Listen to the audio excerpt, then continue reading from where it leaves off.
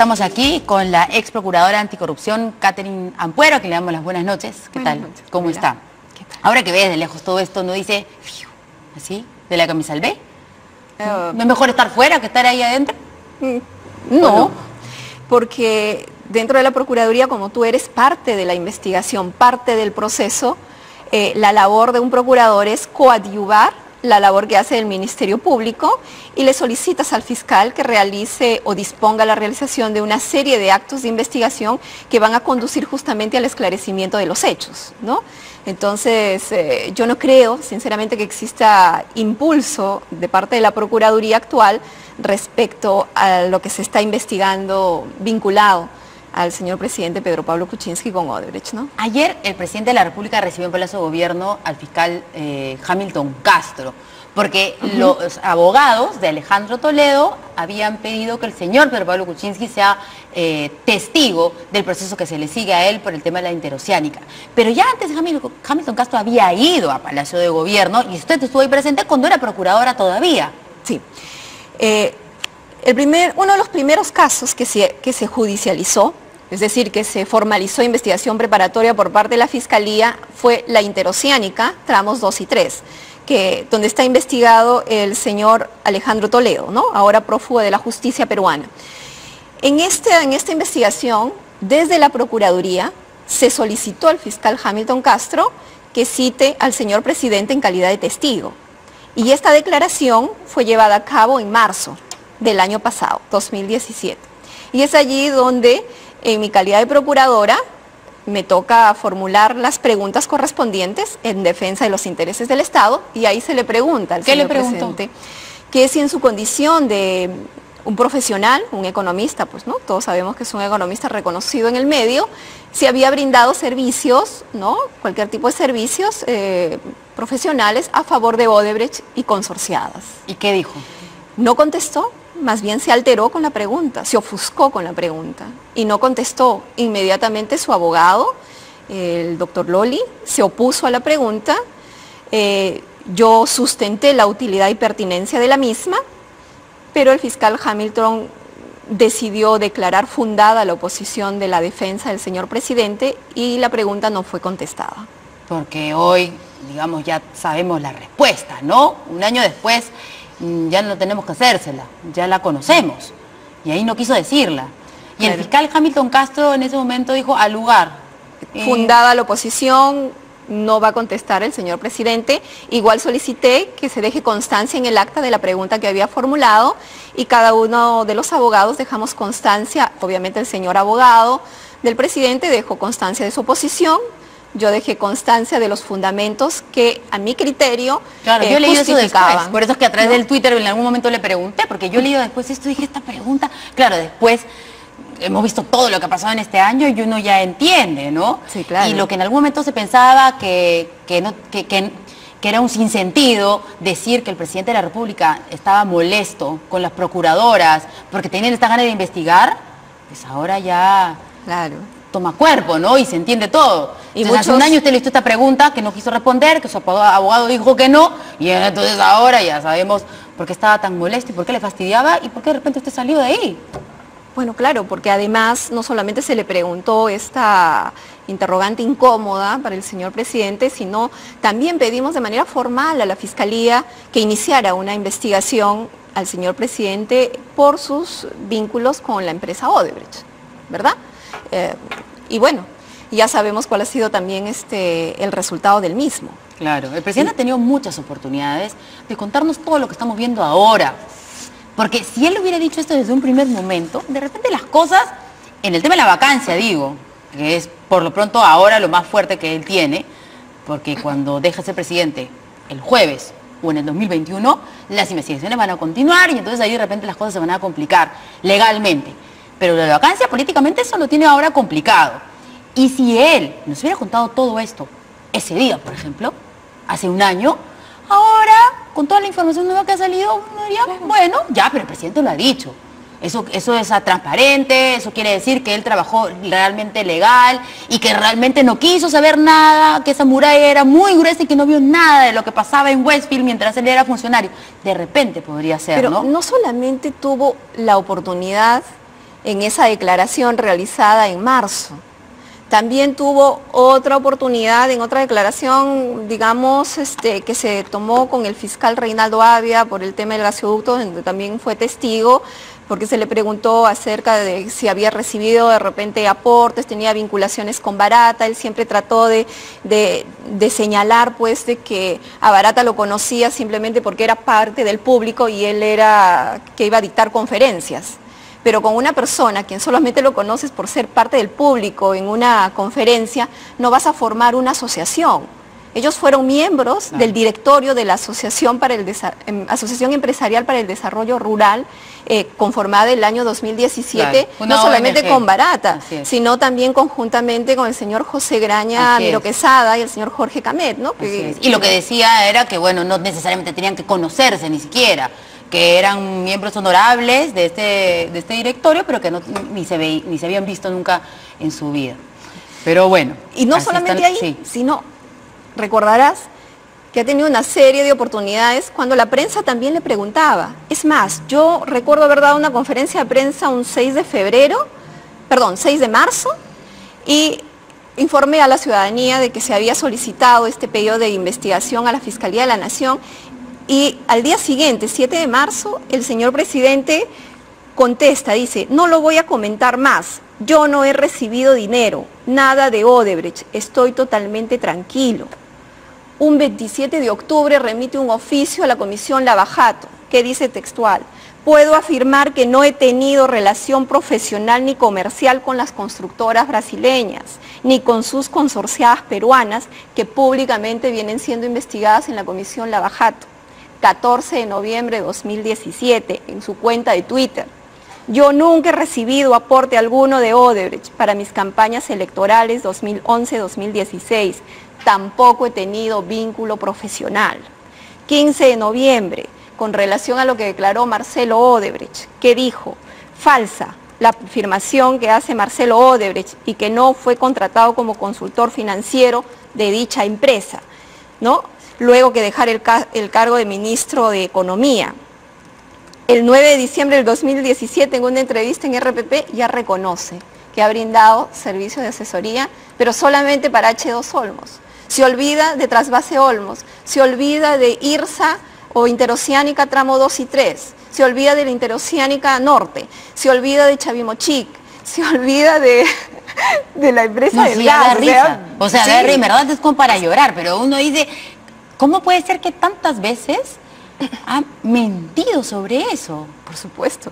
Y no son obras chiquitas, no estamos hablando de una carretera que costó pues 1 millón, 5 millones, estamos hablando de mega obras, las obras más importantes del país. ¿Cómo no te vas a acordar si hiciste una asesoría financiera para las obras más importantes del Estado peruano?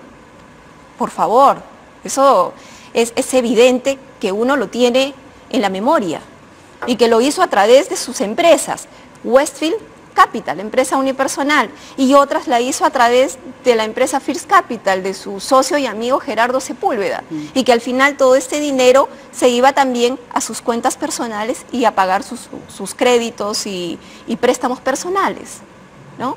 Entonces, pues, aparentemente digamos, los principales ahorros o ganancias que habría tenido el señor presidente por sus asesorías financieras habrían provenido de Odebrecht y sus consorciadas. Y es evidente, pues, que cómo no te vas a acordar de ello, ¿verdad? De repente no te vas a acordar el detalle de qué fecha te hicieron la transferencia, ¿verdad? O cuál es el número de tu cuenta, o cuál es el número de cuenta de la cual te transfirieron. Ok, eso es obvio que no nos vamos a acordar ese detalle, pero sí te acuerdas que has brindado una asesoría financiera. Además, el año pasado, quienes defendían a Pedro Pablo Kuczynski esta primera vacancia decían: bueno, es un hombre desordenado, ha hecho tantas cosas en su vida, ¿no es cierto?, porque es un hombre exitoso de las finanzas y qué sé yo, que bueno, no se acordaba de ese contrato. Pero usted acaba de hacer un listado de todos los proyectos relacionados a estas empresas, y ya no estamos hablando de una, sino de un montón. Entonces no puede decir que Odebrecht o alguna de estas empresas ha sido pues una cosa pasajera, claro, digamos, en su vida profesional. O sea, fue algo importante, sí, de mucho dinero. Y estamos hablando que, de acuerdo al informe de la Unidad de Inteligencia Financiera y a todos los documentos que se han podido tener acceso, que estamos hablando desde el año 2004 al 2017, en que se han brindado pues asesorías y se han dado este tema de las transferencias, ¿no? Es todo un análisis que se hace ahí que implica todo este periodo de tiempo y es mucho tiempo. Es mucho tiempo. Bueno, y además ya tiene, creo, el presidente por lo menos 3 meses, ¿no? Desde la última vacancia, que se salvó a las justas por lo del indulto de Alberto Fujimori, como para haber dicho, a ver, vamos a ordenar ahora sí, porque esto no va a quedar ahí. No iba a quedar ahí, pues, la información iba a seguir llegando. Entonces, bueno, la Presidencia de la República ha enviado un comunicado, creo que también lo tenemos en el switcher, por favor, y de repente podríamos ponerlo, para, bueno, lo mismo que le pregunté al congresista Humberto Morales, el vicepresidente de la Comisión Lavallato, ¿cómo se defendió el presidente? Porque queremos, ¿no es cierto?, que se defienda, si es que puede. Respecto a la UIF, a este informe de la Unidad Financiera, dice, fue preparado cuando el documento tenía carácter reservado. Bueno, ya no creo, a partir de hoy ya no iba a ser reservado, porque la sesión era pública, así que no tiene ningún sentido, porque además son cuentas, no son reservadas. Son cuentas del presidente. Bueno, y que versa sobre las transferencias realizadas desde el 26 de noviembre de 2004, etcétera. Dice, aclaramos, 1.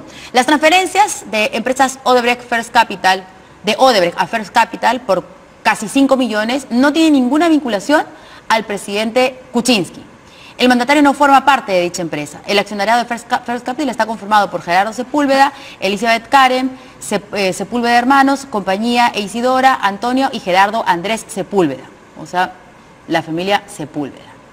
2. Las transferencias de la empresa Odebrecht a Westfield por 782.000 y pico de dólares son producto de los contratos firmados por Gerardo Sepúlveda en representación de Westfield, tal como ha sido informado a la Comisión Lavallato por Odebrecht y por el BCP para los tramos 2 y 3 de Irsa Sur y Trasvase Olmos. El presidente no intervino en dichas asesorías. Por otro lado, las transferencias del mandatario a Westfield son de 1 millón y pico y fueron realizadas durante más de 12 años de la propia cuenta del presidente Kuczynski, que no son por ningún contrato con las empresas de Odebrecht, dado que provienen del ejercicio profesional como director de diversas empresas en el Perú, así como rentas por alquiler de su vivienda, $6.000, los mismos que fueron declarados oportunamente a la Contraloría, a la SUNAT y en su declaración de interés. ¿Qué dice? Voy a hacer reminiscencia, vamos a recordar lo que dijo el 9 de diciembre del 2017 en la entrevista de RPP. Dijo, lo que sí hemos hecho, se refería a él y seguramente a Sepúlveda, pero dice hemos, no dice ha hecho o ellos hicieron. Dice, lo que sí hemos hecho a través de otros como First Capital, en algunos casos, y a través del banco de crédito en otros, hemos hecho consultorías para algunos muy pocos grandes proyectos y esos proyectos han sido buenos. Está reconociendo expresamente, dice, hemos hecho con First Capital en unos casos y con el banco de crédito en otros.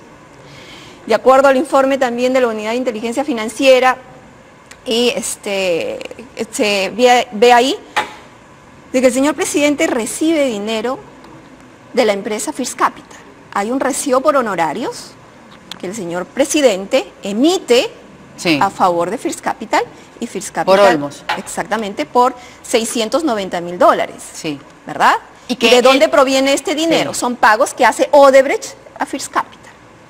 Es prácticamente como que está tercerizando ese pago. Finalmente, todo lo que Odebrecht deposita lo hace o a First Capital de su amigo y socio Sepúlveda o a Westfield Capital, que es una empresa unipersonal de él. Y finalmente se hacen transferencias de estas empresas a favor del señor Pedro Pablo Kuczynski, a sus cuentas personales. Sí, ¿verdad? Bueno. O sea, finalmente llega parte de alguna manera dineros. Llega ese dinero, así es. ¿Cierto? Bueno, vamos a ir a una pausa rapidito, si nos permiten, para luego seguir conversando, por supuesto, sobre lo que ha sido esta sesión de la Comisión Lavallato, teniendo al presidente de la República como testigo, y también desmenuzando un poco más este informe de la Unidad de Inteligencia Financiera. Volvemos.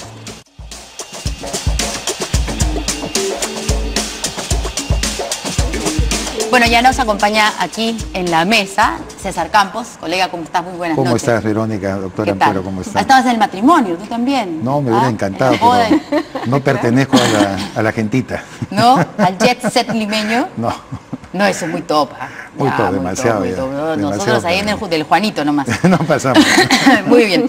Bueno, por favor, tu análisis político. Hemos hablado aquí con la doctora Ampuero y hemos hecho como un resumen de todas las veces que el presidente de la República negó hasta el hartazgo que había recibido algún dinero relacionado con Odebrecht o alguna de las constructoras brasileñas tantas veces. Y ahora de pronto este documento de la UIF. ¿Cómo ves de aquí a la vacancia la situación del presidente?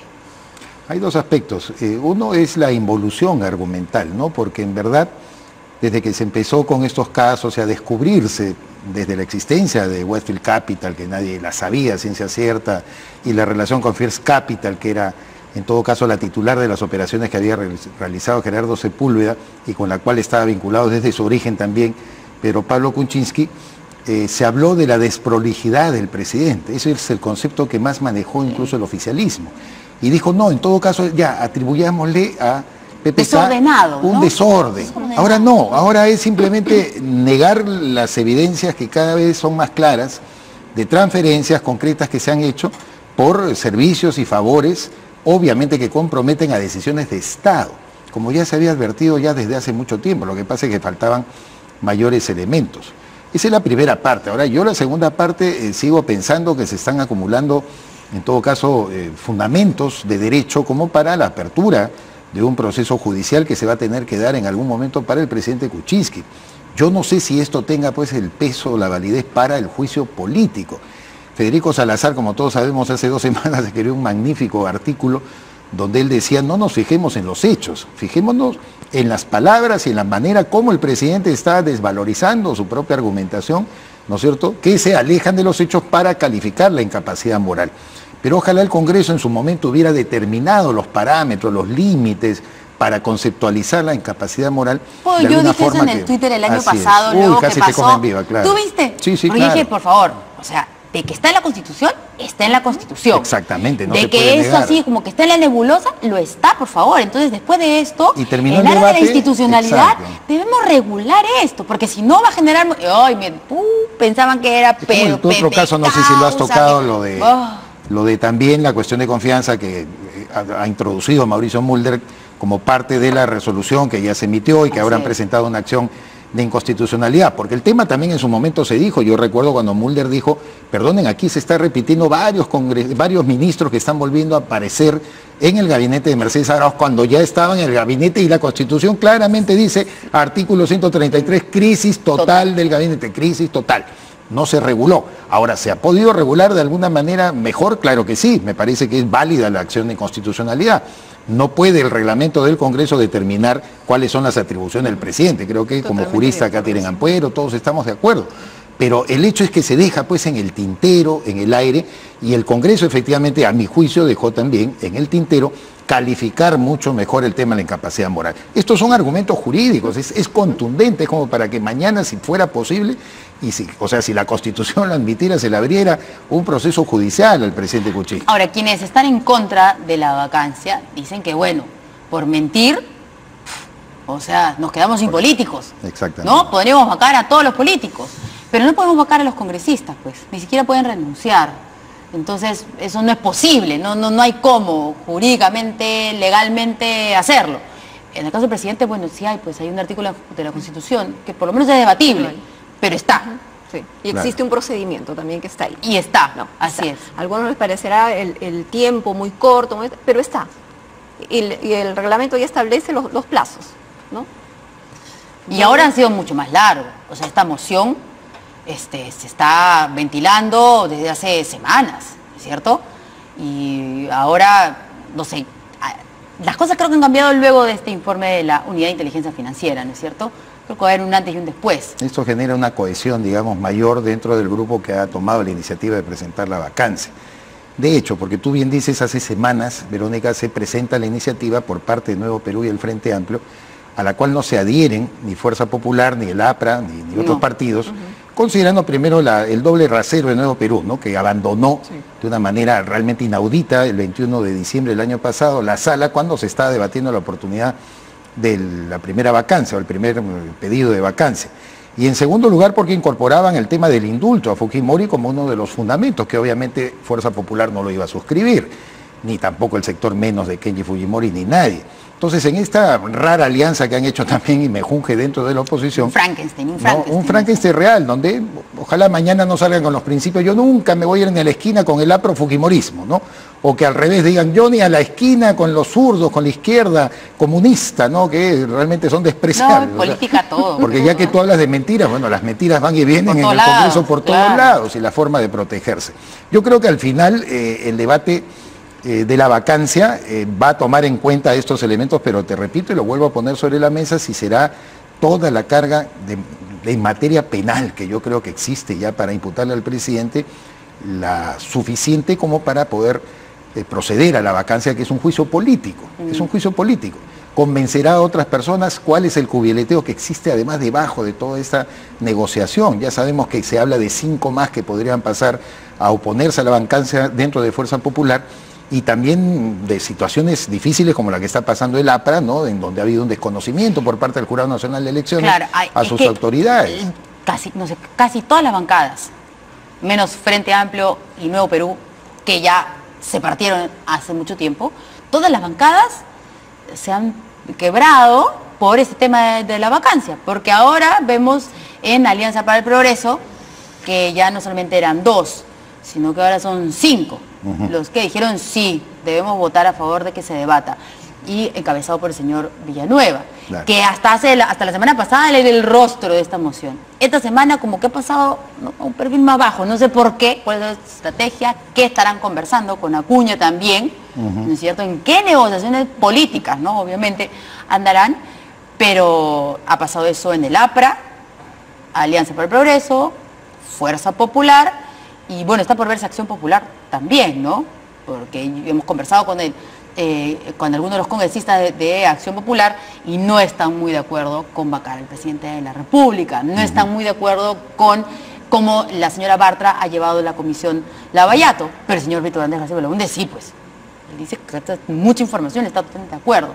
Entonces, no, es casi difícil poder predecir qué es lo que va a suceder el jueves. Bueno, independientemente de que la vacancia se dé o no se dé, lo que sí debe hacer el fiscal Hamilton Castro, que ha aperturado investigación contra los que resulten responsables respecto del señor presidente por sus vínculos con Odebrecht, ¿no?, con Westfield Capital, con First Capital, con Latin America Enterprise y las demás empresas que ha constituido el señor presidente en el mismo domicilio en Miami, ya es hora de que esta investigación no siga contra los que resulten responsables, sino existen ya suficientes elementos, suficientes indicios para individualizar esta investigación, y que esta investigación sea individualizada en contra del señor presidente Pedro Pablo Kuczynski, contra su socio y amigo Gerardo Sepúlveda, y también se debe investigar a todas estas empresas involucradas. ¿Para qué?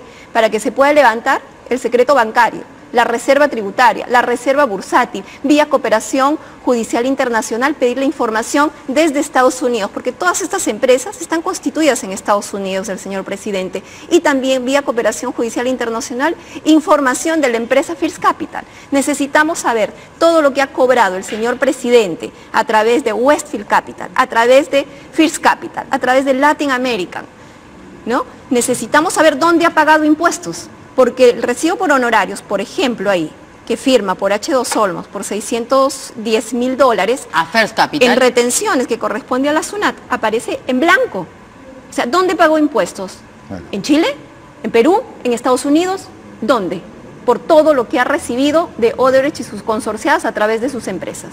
Ahora, por principio de doble tributación, doctora, probablemente habría que ver y verificar en la SUNAT, porque eso es lo que sostiene PPK, que sí ha pagado los impuestos. El recibo aparece sin ninguna contribución a la renta en la fuente, ¿no es cierto?, tributaria de Chile, pero sí parece ser, podría ser, no digo que parece, podría ser que lo haya pagado acá. Todo tiene que ser investigado, Verónica, todo.